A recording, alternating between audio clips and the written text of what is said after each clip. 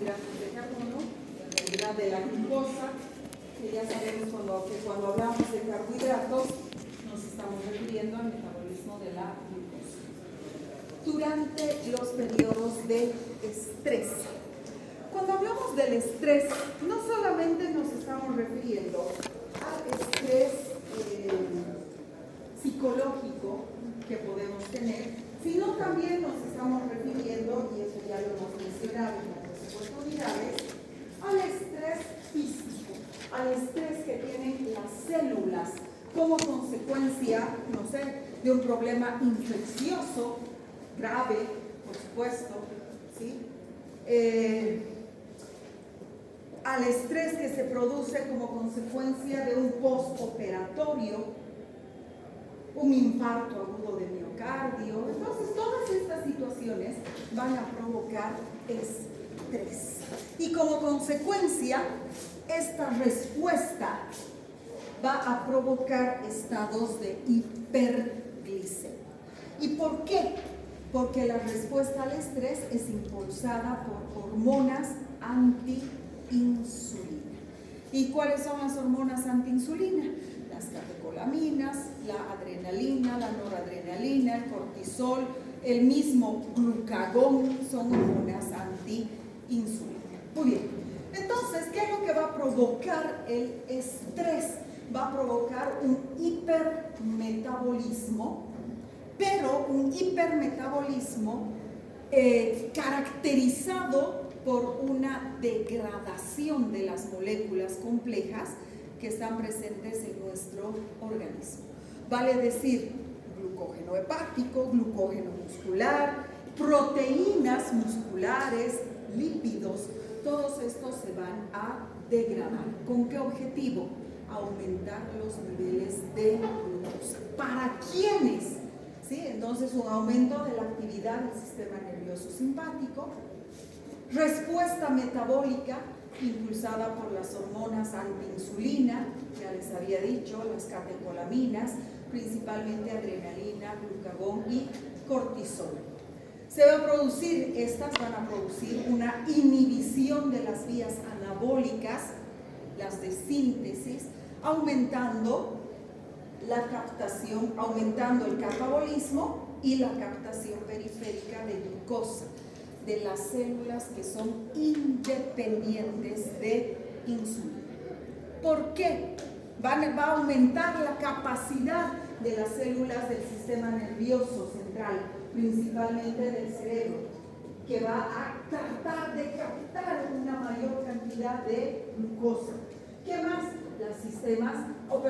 Las células del sistema inmunológico, es decir, los leucocitos. ¿Por qué? Porque estos estados me van a provocar una leucocitosis patológica.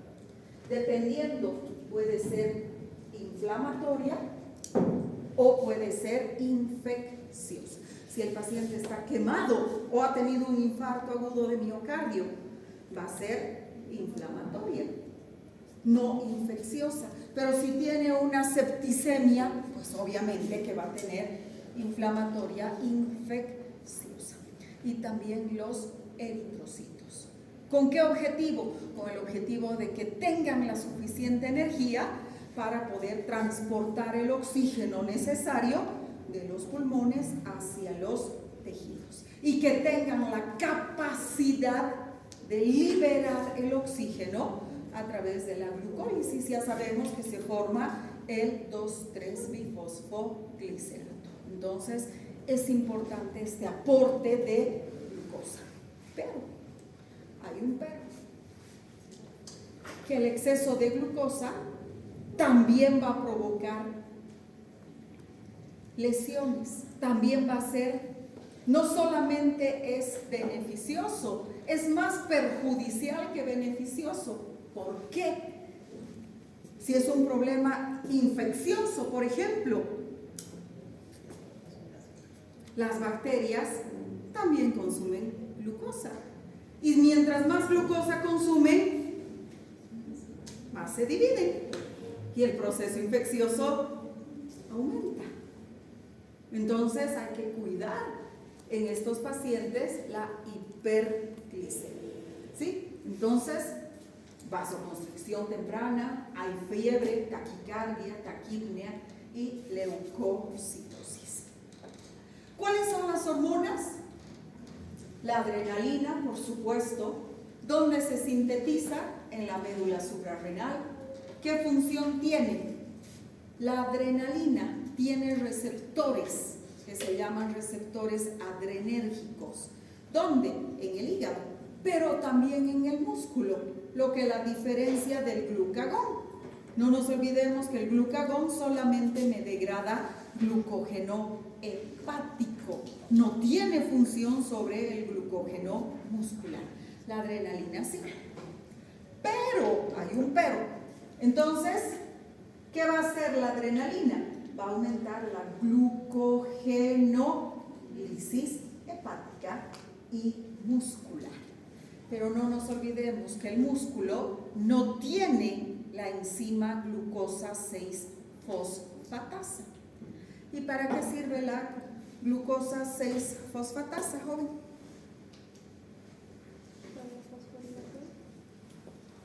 Esa es la glucosinasa o la exocinasa, dependiendo si hablamos de hígado o músculo.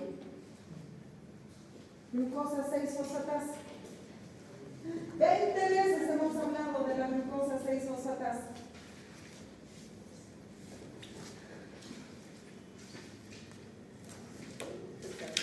¿Perdón? ¿Pero de quién? Ya tenemos la mitad de la respuesta. Para el tipo de glucosa convierte de glucosa 6-fosfato a glucosa libre.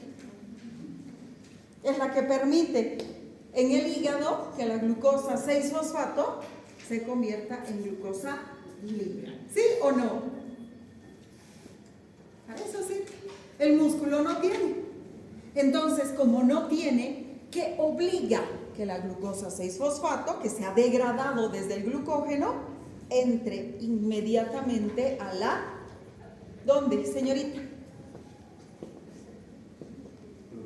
A la glucólisis. Y va a entrar a la glucólisis anaeróbica.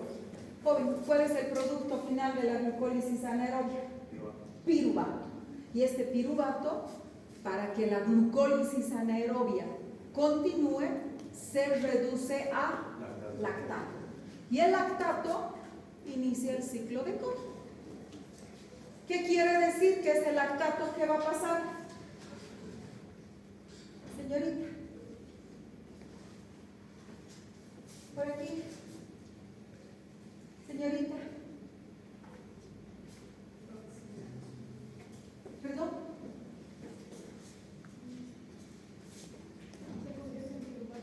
No. Bueno, en el hígado sí. Va a salir a circulación sanguínea, va a ser captado por las células hepáticas y va a ser reconvertido en piruvato. ¿Y el piruvato qué va a iniciar?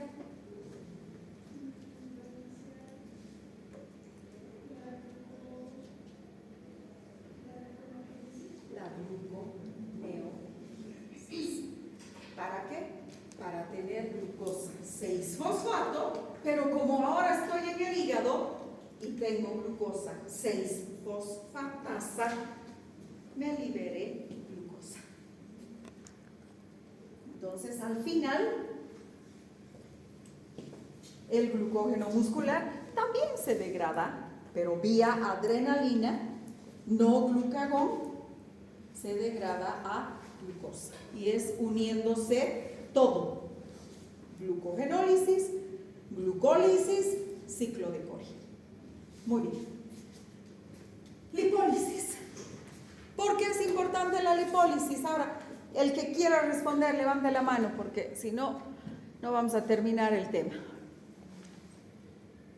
Porque al agotarse lo que es el glucógeno hepático, se va a iniciar lo que es, se va a acumular acetílico y da esto en la acumulación.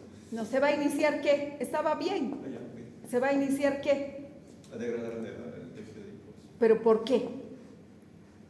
¿Por qué se degrada el tejido adiposo cuando se agota el glucógeno muscular? ¿Qué vía metabólica tiene que comenzar para mantener los niveles de glucosa?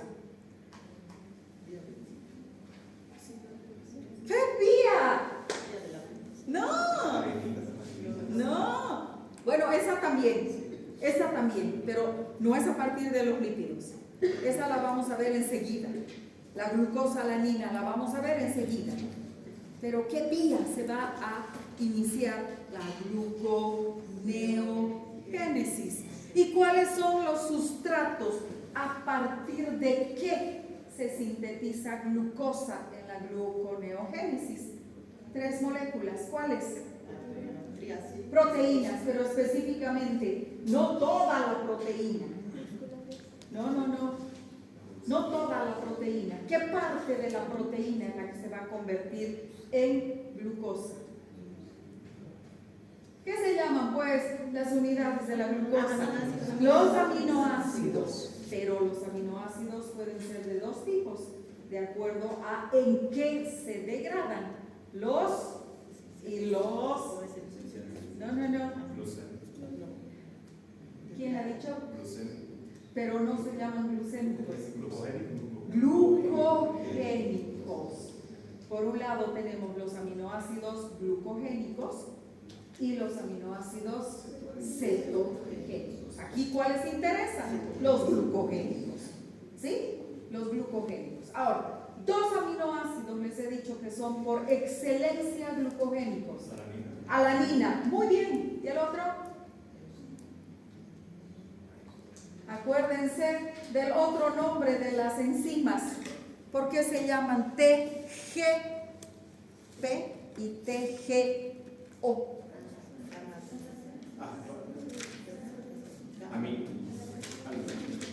¿Qué es pues la G?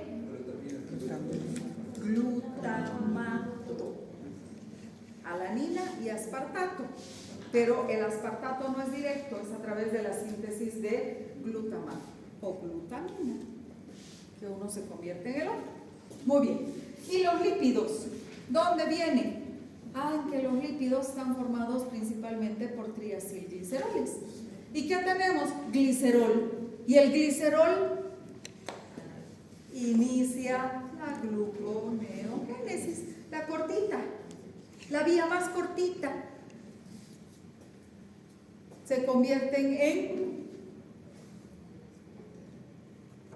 gliceraldehído y dihidroxiacetona. Se unen los dos y me forman fructosa. La fructosa en glucosa, 6-fosfato. Listo. Ya está. ¿Y qué más? El más importante, el piruvato. Otra molécula gluconeogénica, que hemos dicho todavía que tiene que entrar a la mitocondria, convertirse en oxalacetato, y el oxalacetato en malato que sale se reconvierte en oxalacetato y recién inicia la gluconeogénesis. Muy bien. El glucagón, ¿dónde se sintetiza? Células alfa pancreáticas. ¿Qué estimula el glucagón? La glucogenólisis hepática, no muscular como esta, y la gluconeogénesis. ¿Quién recuerda dónde se produce la gluconeogénesis? 2 órganos. Hígado y riñón. Hígado y riñón. 60% de la gluconeogénesis en el hígado y 40% en el riñón. Cortisol, corteza suprarrenal. ¿Qué hace? Aumenta la gluconeogénesis hepática y renal. Aumenta la proteólisis, ahí está, para liberar ¿qué? Alanina. Principalmente ¿de dónde? Músculo. De las proteínas musculares. Lo que se conoce después se libera alanina y se conoce con el nombre de ciclo glucosa-alanina o ciclo de Cahill. Y produce resistencia a la insulina. Este cortisol es bien importante. ¿Por qué? Porque produce resistencia temporal a las acciones de la insulina. ¿Qué hace el cortisol? El cortisol lo que hace es como esconder. ¿Qué tiene? ¿Qué tienen las células blanco de la insulina? Tienen receptores en su superficie. Y como que los esconde a estos receptores. de manera tal que la insulina no puede unirse a su receptor. Y si la insulina no entra dentro de la célula hepática, muscular y adiposa, son las 3 células blanco, ¿qué es lo primero que no va a poder hacer? No, es lo segundo. Que hacer que la glucosa entre a la célula. Es la única en la que no necesito transportadores, es en la hepática.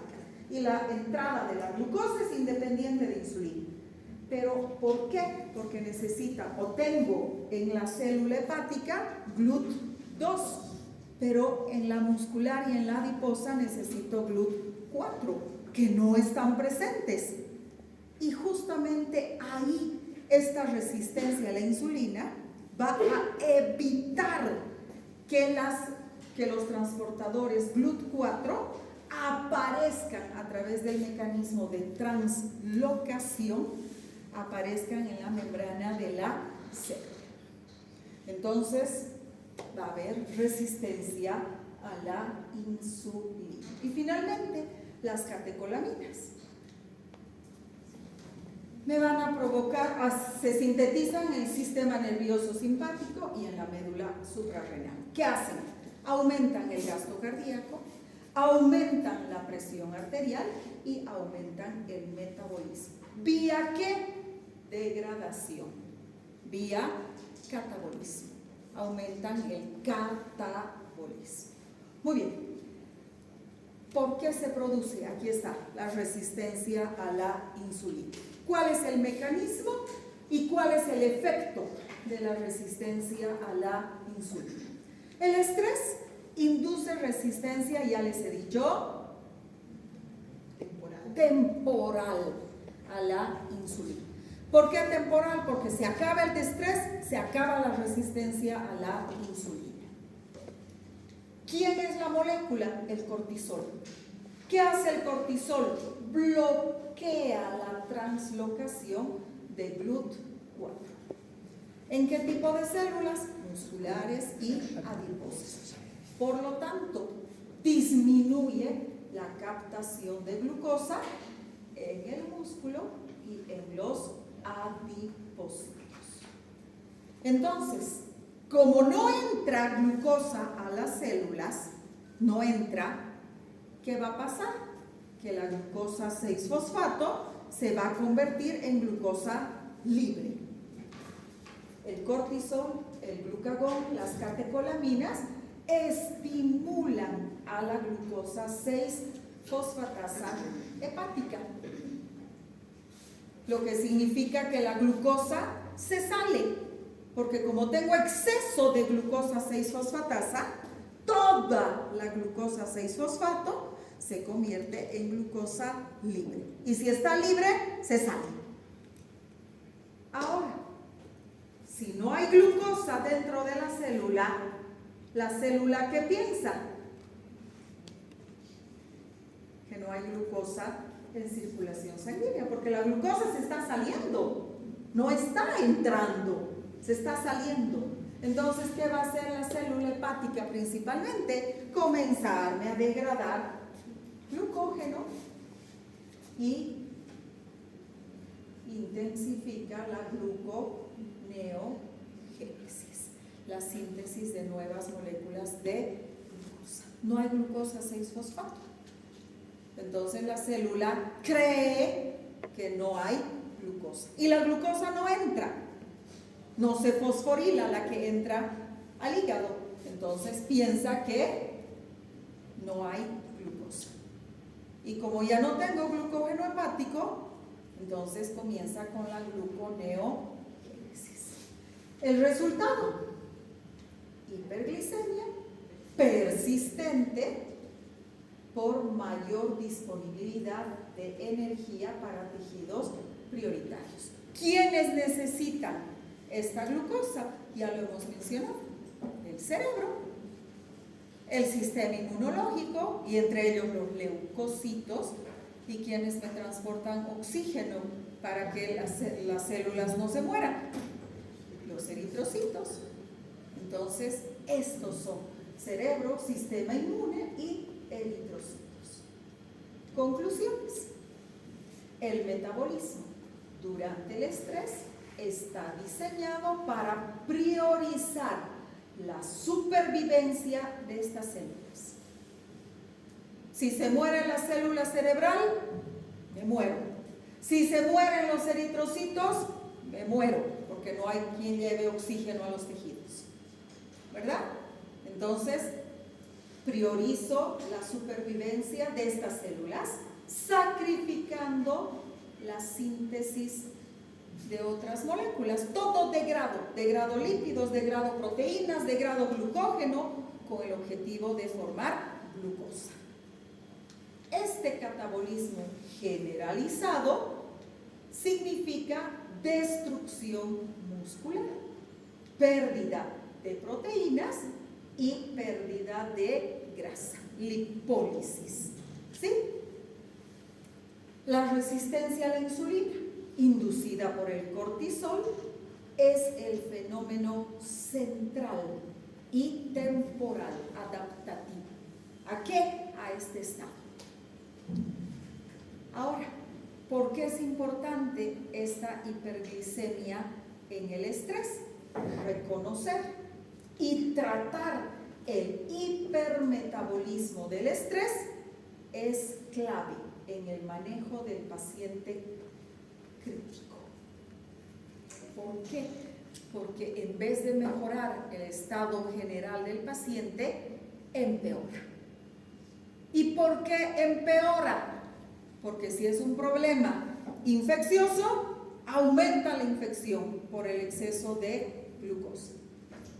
Si es un problema quirúrgico, por ejemplo, el exceso de glucosa evita que cicatrice. Entonces vamos a empeorar el problema. La resistencia a la insulina. ¿Por qué es importante? Reconocerla. Porque me va a provocar hiperglicemia del paciente crítico.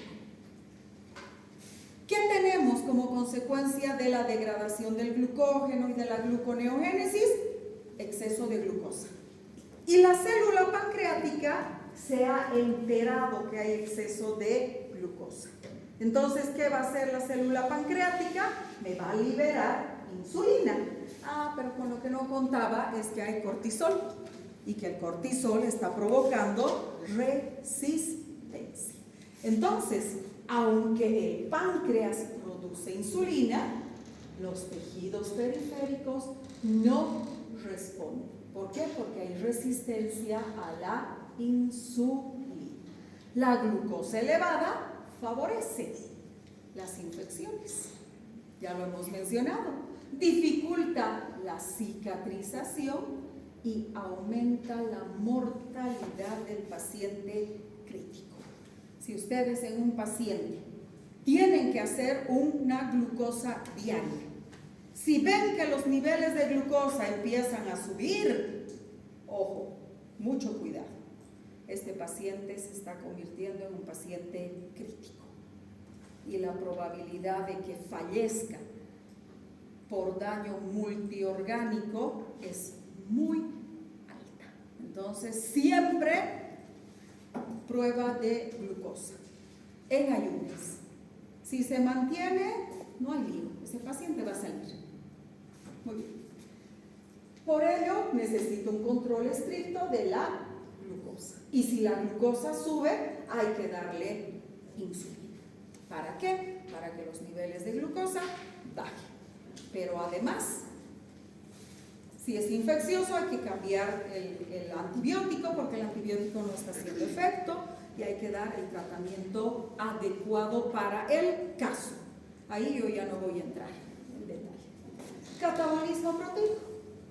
El músculo se degrada para aportar aminoácidos glucogénicos, ya les he explicado, alanina y glutamina. Esto causa pérdida de la masa muscular y la pérdida de la masa muscular produce debilidad respiratoria. ¿Por qué? Por el diafragma. ¿O el pulmón respira solito? No, necesito de los músculos. Y si estos son débiles, pues hay una debilidad respiratoria.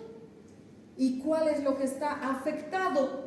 Retraso en la recuperación del paciente, porque el paciente no va a respirar bien. Se me está complicando más. Se requiere entonces un soporte nutricional adecuado. Es decir, que vamos a darle otra cosa más bioquímicamente, un aporte proteico. Necesito darle albúmina. Ahí está por qué los pacientes que están hospitalizados se les inyecta albúmina. ¿Para qué? Para evitar que el músculo se degrade. Alteración del balance hídrico y electrolítico. ¿Qué va a provocar? La lipólisis y la proteólisis masivas producen aumentos en la urea, en la creatinina, en los ácidos grasos. ¿Y los ácidos grasos qué pasa? Se degradan a acetilcoenzima A, que no puede entrar al ciclo de Krebs. ¿En qué se convierten? Cuerpos cetónicos. Y todos se eliminan por la orina. Y son osmóticamente activos, lo que quiere decir que jalan agua. Balance hídrico. Es necesario monitorizar la función renal. ¿Qué más? Acidosis láctica. Acidosis láctica. Lo que me va a provocar una acidosis metabólica. Equilibrio ácido-base. Mayor gasto energético. ¿Qué hemos dicho? ¿Qué problema tiene la gluconeogénesis? Y por eso nuestro organismo, en última instancia, recién recurre a la gluconeogénesis. Recurre primero a la glucogenólisis, porque para la síntesis de una glucosa, ¿qué cantidad de ATP necesito? 6 ATPs para formar una glucosa. Demasiada cantidad de energía. Y en el proceso de estrés, la gluconeogénesis está totalmente activa. Entonces, si no se reconoce esta gluconeogénesis y esta resistencia, este aumento de los niveles de glucosa, el paciente entra en balance energético negativo. ¿Qué quiere decir? Que el organismo está consumiendo más energía que la que le estamos dando. ¿Esto qué me va a provocar? Desnutrición, inmunosupresión y mayor riesgo de complicaciones. ¿Qué puedo hacer? Nutrición enteral. ¿Qué quiere decir? Enteral. Por la boca. Pero si no puede tragar, ahí recién la parenteral. Precoz. Ajustada al gasto energético medido. Y finalmente, hay que prevenir el daño orgánico. Todo lo que se ha formado, urea, creatinina, ácidos grasos, cuerpos cetónicos, ¿por dónde se van a eliminar? Por el riñón. Lo mismo que el ácido láctico se va a eliminar por el riñón. Me jalan agua, se va a producir deshidratación y la deshidratación me va a producir insuficiencia renal prerrenal. Eso quiere decir que todo se va a acumular, estos productos de desecho se van a acumular en la sangre y me van a empezar a lesionar los otros órganos. Y el paciente muere. El exceso de medidores catabólicos, cortisol, ácidos grasos libres, que se convierten en acetilcoenzima A y cuerpos cetónicos, el ácido láctico, contribuyen a la falla multiorgánica. Si no se controla la hiperglicemia. ¿Está comprendido? Por eso es tan importante en el paciente crítico medir la glucosa. ¿Dudas?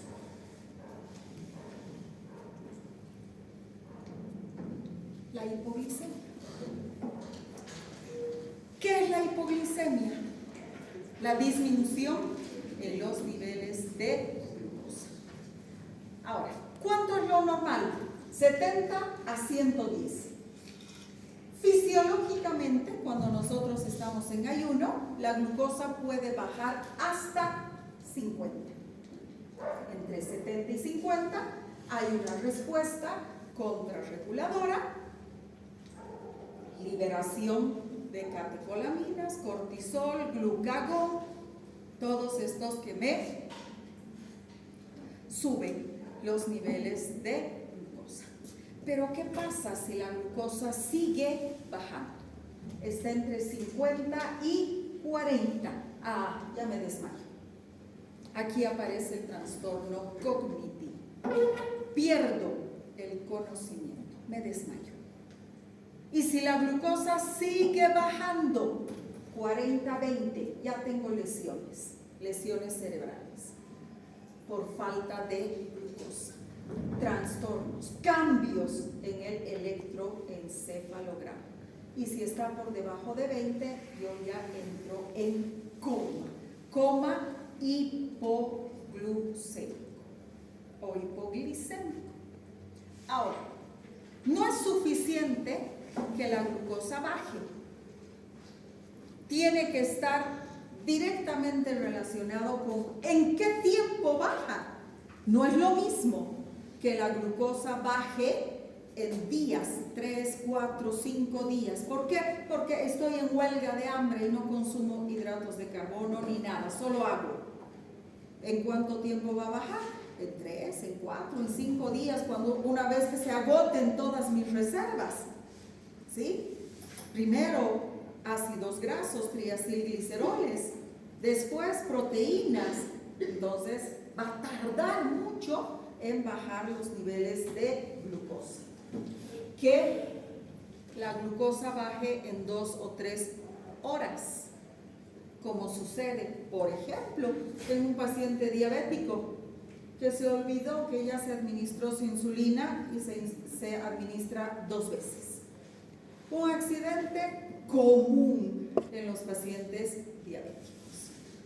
Entonces ahí los niveles de glucosa pues van a bajar en 2 horas, por un lado. Por otro lado, ¿hasta cuánto ha llegado la glucosa? No es lo mismo que llegue a 50 o que llegue a 20.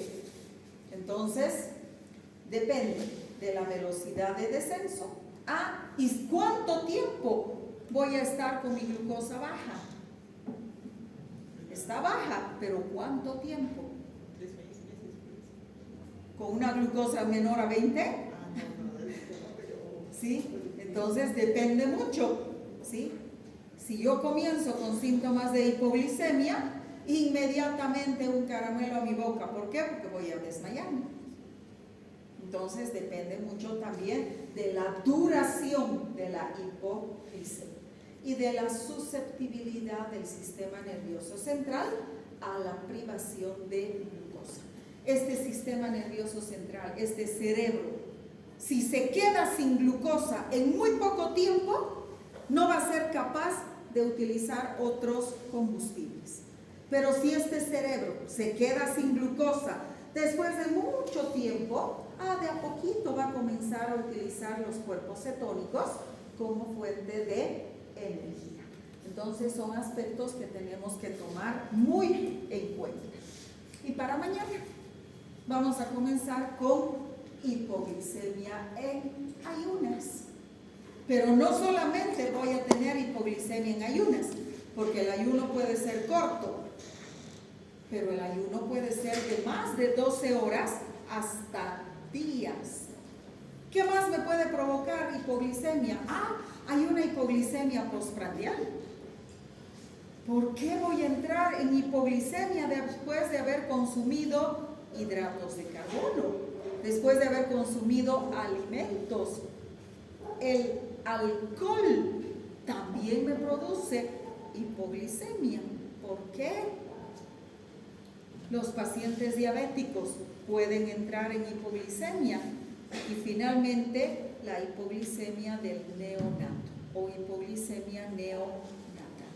Entonces tenemos ayunos, postprandial, alcohol, diabéticos y neonatos. 5 causas para la hipoglicemia que los vamos a describir mañana.